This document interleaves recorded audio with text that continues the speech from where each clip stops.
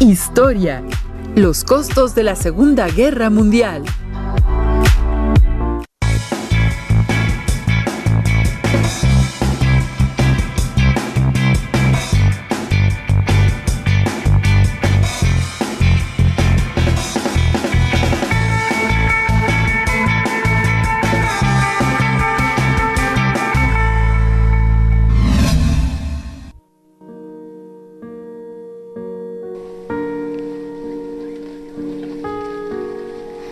Bienvenidas y bienvenidos a una sesión más de Aprende en Casa 3. Soy Luis Axel Olivares y me complace acompañarlos en la sesión de hoy. Antes de iniciar, recuerden que es muy importante llevar a la práctica las medidas sanitarias que se han implementado durante la pandemia.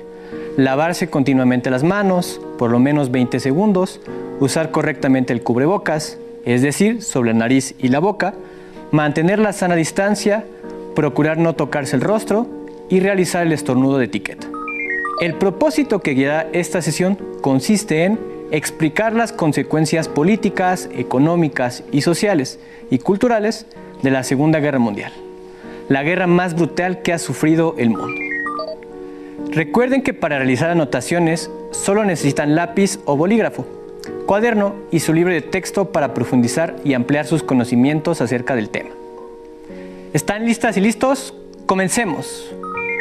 La Segunda Guerra Mundial dejó casi 13 millones de niñas y niños muertos y miles de huérfanos alojados en orfanatos.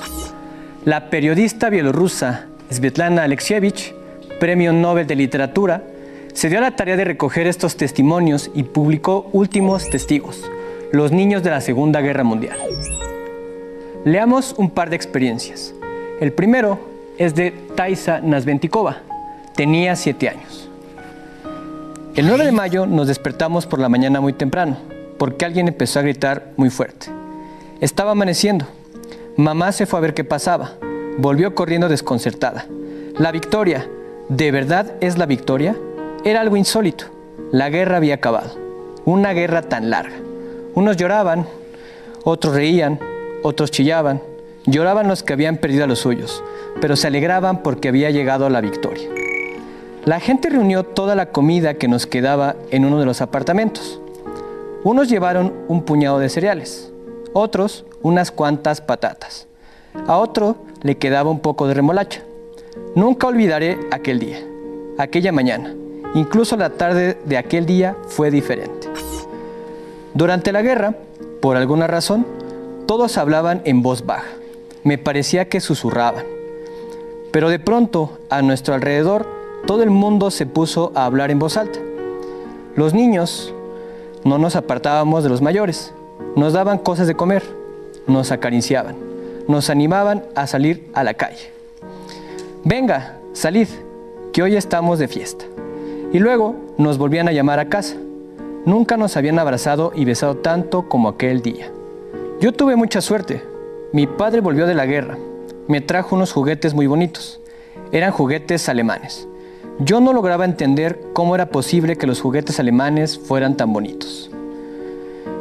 Con mi padre también intenté hablar de la muerte, de los bombardeos que sufrimos cuando mamá y yo estábamos siendo evacuadas de la ciudad, de cómo a lo largo de todo el camino, a ambos lados de la carretera, yacían nuestros soldados muertos. Tenían la cara cubierta con ramas de árboles. Las moscas zumbaban sobre los cuerpos, miles de moscas del alemán muerto. Le hablé del padre de una amiga mía que había logrado regresar de la guerra y murió a los pocos días. Murió de un ataque al corazón. Yo no conseguía entenderlo. ¿Cómo se puede morir después de una guerra cuando todo el mundo está feliz? Papá no decía nada. El segundo testimonio es de Nikolai Berioska. Nací en 1945, pero recuerdo la guerra. Yo conocí la guerra. Mi madre me encerraba en otra habitación o me enviaba a la calle a jugar con los demás niños. Pero igualmente podía oír los gritos de mi padre. Gritaba mucho rato. Yo me quedaba pegado al quicio de la puerta.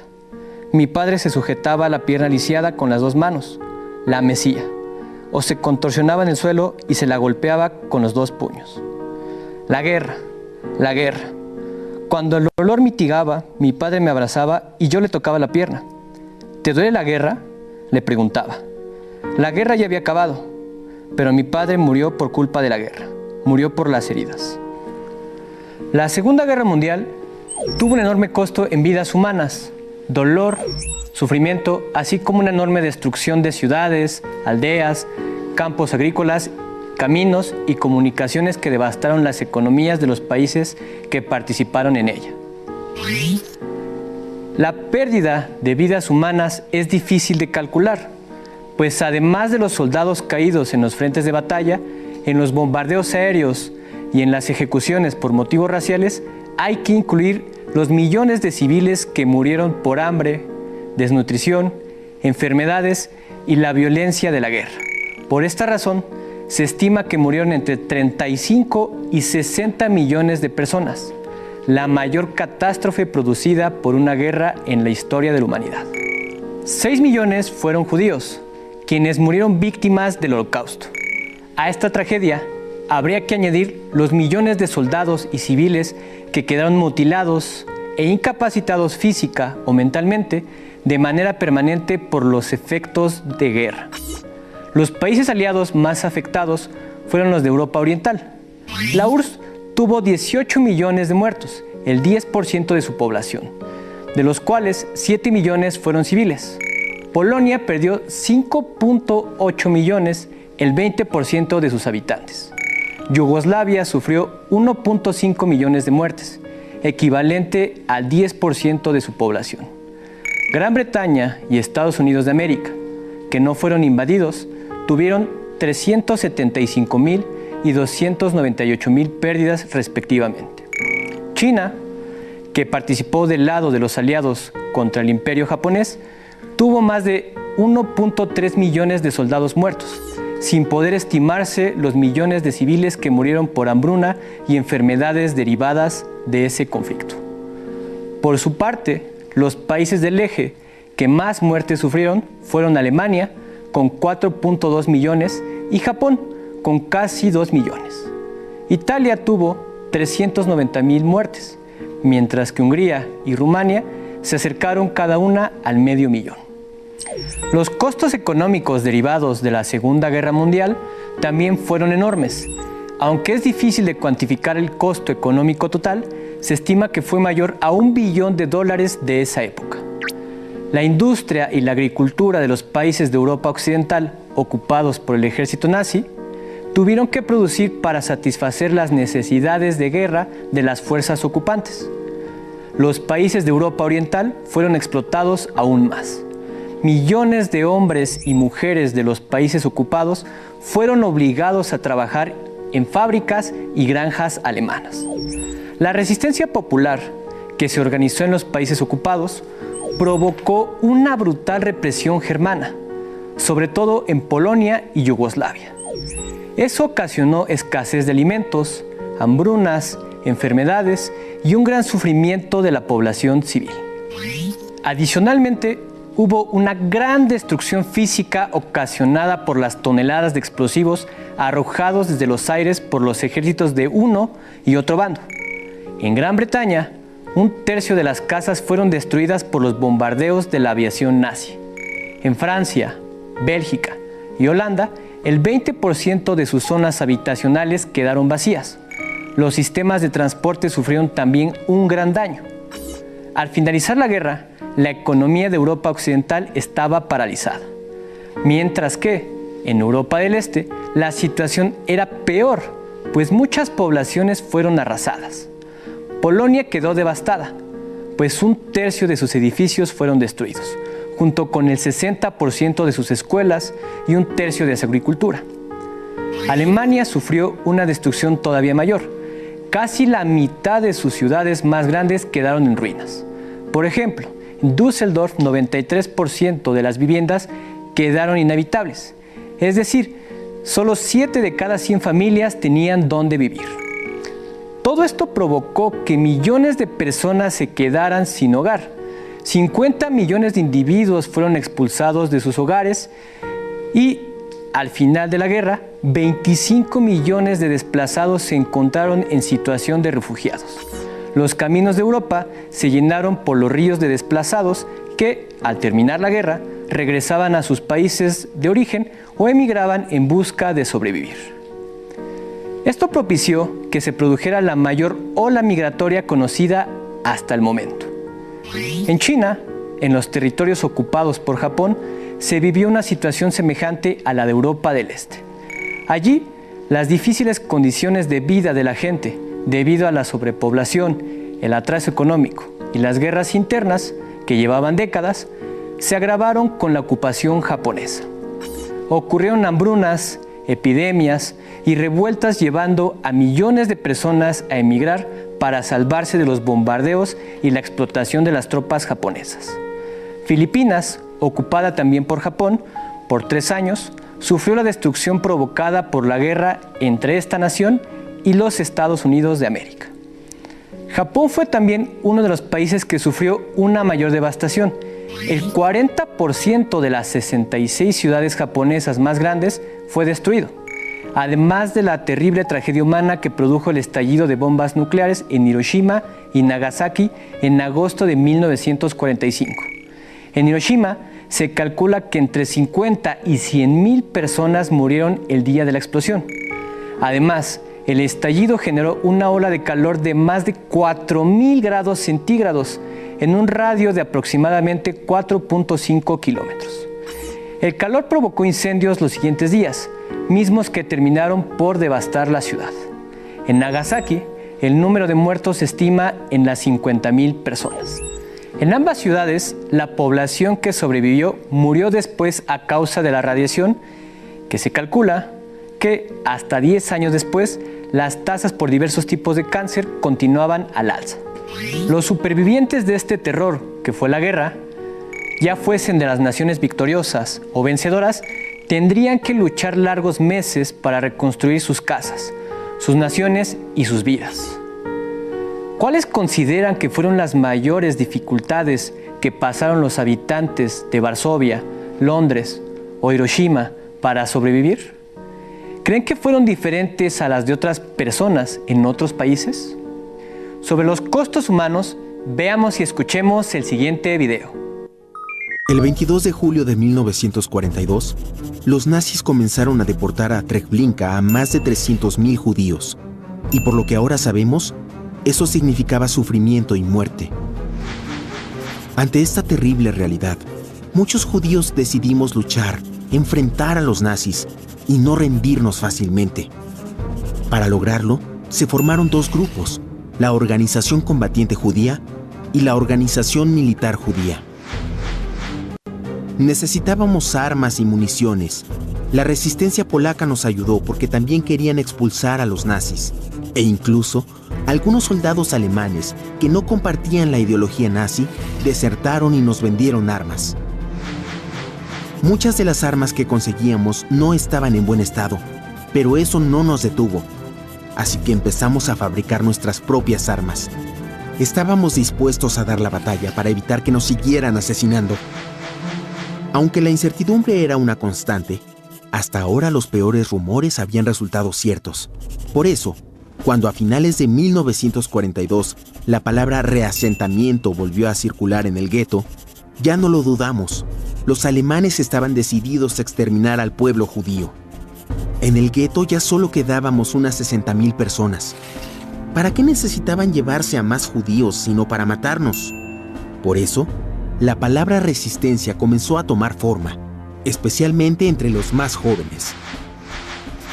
En secreto empezamos a fortificar algunos edificios del gueto, de modo que pudieran ser defendidos desde dentro si ocurría lo peor. Los alemanes sospechaban de nuestra actividad e intentaron tranquilizar el ambiente pegando decretos que aseguraban que no habría más reasentamientos. Para convencernos, permitieron que un delegado de nuestro grupo de trabajo se moviera libremente por la ciudad para comprarnos cosas. Majorek fue el elegido. Los comerciantes polacos nos esperaban a las puertas del gueto ofreciendo todo tipo de mercancías. Pero nuestro delegado, además de comprar comida, era el enlace con la resistencia polaca y se encargaba de introducir armas y municiones dentro de costales de papas. El 14 de enero de 1943, Inesperadamente los alemanes reemprendieron las cacerías humanas, pero ya no solo en el gueto, sino en toda Varsovia. Estaban enojados por sus derrotas en el frente de guerra, y nosotros no podíamos disimular la alegría que eso nos causaba. Pero como consecuencia, durante 3 días, atraparon a gente en las calles y se los llevaron en camiones hacia los campos de concentración. No había tanto tiempo para lamentarnos. Los alemanes volverían, así que como pudimos, construimos refugios con entradas secretas que comunicaban con el sector ario. Todos los polacos, judíos o no judíos, comprendimos que el único camino que teníamos era luchar contra los nazis. Por eso el 19 de abril de 1943, iniciamos un gran levantamiento a pesar de que el ejército alemán nos superaba en número y recursos. Nuestra convicción de luchar por la libertad fue suficiente. Pero entonces los alemanes empezaron a incendiar edificios, y ante eso nada podíamos hacer. Muchos murieron quemados. Algunos se lanzaban por las ventanas para no ser atrapados por los alemanes, hasta que finalmente el 16 de mayo dinamitaron la sinagoga y del gueto solo quedaron escombros. Yo pude sobrevivir y recibí ayuda de algunas familias polacas, pero tuve que vivir escondido. Los más afortunados consiguieron identificaciones falsas, pero la guerra duró todavía más de un año. En 1945, los nazis fueron derrotados. Cuando por fin pude salir a la calle, el paisaje era desolador. Todos los edificios estaban destrozados. Al mirar hacia el gueto, descubrí que los alemanes lo habían aplanado por completo. No quedaban ni ruinas, solo montones de escombros y cenizas. Una de las consecuencias más importantes de la Segunda Guerra Mundial fue un nuevo equilibrio y una nueva alineación entre los países del mundo. En términos económicos, políticos y militares, Estados Unidos de América se consolidó como la potencia más fuerte y la nación líder de los países capitalistas. El ascenso de Estados Unidos de América como el país más poderoso de la Tierra, que había comenzado tras el fin de la Primera Guerra Mundial, llegó a su culminación con la Segunda Guerra Mundial. Aunque sufrió una fuerte pérdida de vidas humanas y un enorme costo económico, este país no fue invadido ni sufrió la terrible destrucción física y económica que sufrieron muchos países europeos. Y Japón, quienes tardarían décadas en recuperarse y alcanzar los niveles que tenían antes de la guerra. En otra latitud, surgió una nueva potencia que en pocos años se convirtió en el principal contrapeso de Estados Unidos de América, la Unión Soviética, cuya influencia se extendió a varios países de Europa del Este, en donde la guerra y la ocupación de sus territorios por el ejército soviético catalizó la toma del poder de partidos socialistas que se alinearon con la URSS y constituyeron lo que se denominó el bloque socialista. Así, el mundo de la posguerra quedó con una nueva configuración en 2 bloques, el capitalista y el socialista, encabezados por Estados Unidos de América y la URSS, que sustituyeron a los viejos imperios europeos colonialistas en su disputa por la hegemonía global. Por otro lado, la devastación de la Segunda Guerra Mundial obligó a que los países vencedores pusieran en marcha un plan de reconstrucción económica, conocido como Plan Marshall, pues fue dado a conocer en 1947 por el secretario de Estado George Marshall. Este fue un programa de ayuda económica que brindó Estados Unidos de América a Europa para reconstruir su devastada economía y, de paso, activar el mercado, fomentar el libre comercio y promover la inversión. También buscaba detener los avances del comunismo, pues temían que la pobreza y la desesperación beneficiaran a los partidos que se oponían al sistema capitalista. Es decir, a través de este plan, Estados Unidos de América buscó incrementar su presencia en Europa Occidental, frente a la expansión del comunismo en Europa Oriental. En este nuevo orden, una de las consecuencias más importantes de la Segunda Guerra Mundial fue el inicio de los procesos de descolonización en Asia y en África. Veamos y escuchemos el siguiente video al respecto. Los gastos militares debilitaron a los imperios europeos, situación que aprovecharon algunas de sus colonias asiáticas a favor de su independencia. Pronto, otras naciones de Asia y África se independizaron. Así comenzó el periodo histórico conocido como descolonización. Las primeras colonias asiáticas que se independizaron del dominio francés fueron Líbano y Siria en 1946. India pugnó por su libertad desde finales del siglo XIX, pero fue hasta 1947 que dejó de ser colonia británica. No obstante, los conflictos entre los líderes indios y musulmanes darían pie a la conformación de dos naciones distintas, Pakistán e India. La división fue violenta y miles de familias se vieron forzadas a migrar de un territorio a otro. Un año después, Ceilán y Birmania. Actualmente, Sri Lanka y Myanmar lograron su independencia. Indonesia sería reconocida hasta 1949.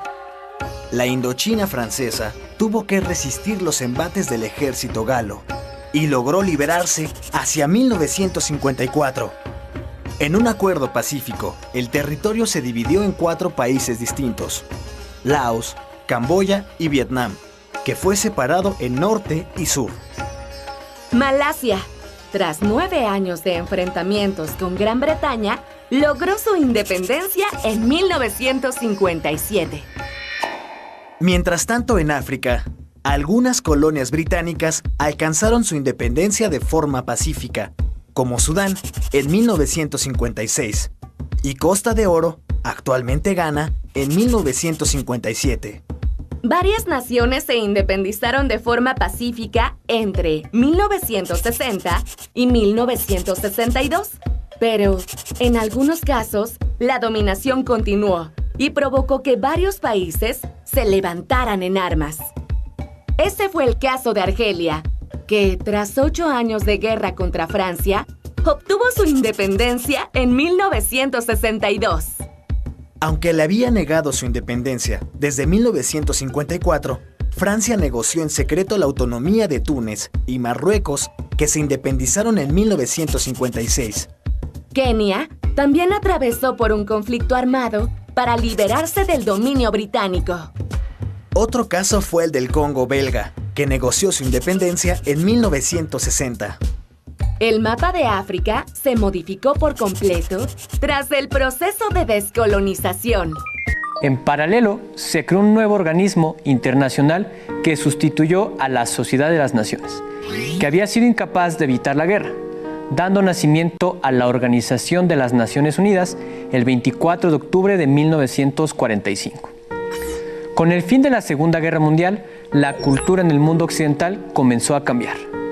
Movimientos en pro de la paz surgieron a ambos lados del Océano Atlántico y la cultura de consumo se propagó. Las sociedades comenzaron a cambiar, pues ahora se hizo más notoria la preocupación por el bienestar de las niñas, niños y adolescentes. Y muchas mujeres comenzaron a exigir derechos que no les habían sido reconocidos pese a su importante participación en la guerra. Finalmente, en esta sesión hemos estudiado las principales consecuencias de la Segunda Guerra Mundial, las cuales podemos resumir en una enorme cantidad de pérdidas humanas y económicas. El surgimiento de una polaridad entre el bloque capitalista, encabezado por los Estados Unidos de América, y el bloque socialista, liderado por la Unión de Repúblicas Socialistas Soviéticas, así como una continua transformación en la sociedad hacia la cultura de la paz. Para terminar, les propongo el siguiente reto. Primero, reflexionen. ¿Cuáles creen que fueron los principales problemas a los que se enfrentó la población civil tras la Segunda Guerra Mundial? A continuación, elaboren un breve plan de reactivación. ¿Por dónde empezarían? ¿Por la reconstrucción de campos agrícolas, las ciudades, la ubicación de la población en nuevos asentamientos o la oferta de nuevos empleos? Argumenten su respuesta. Para resolver el reto de la sesión, no olviden que pueden apoyarse en su libro de texto. ¡Listo! Terminamos. Pero aún nos queda mucho por explorar y descubrir. Así que nos vemos aquí en Aprende en Casa 3. ¡Hasta la próxima! Si tienes dudas o necesitas ayuda, llama al Centro de Apoyo Pedagógico a Distancia. El número de teléfono para secundaria es el 55 36 01 71 23. Si requieres consultar los libros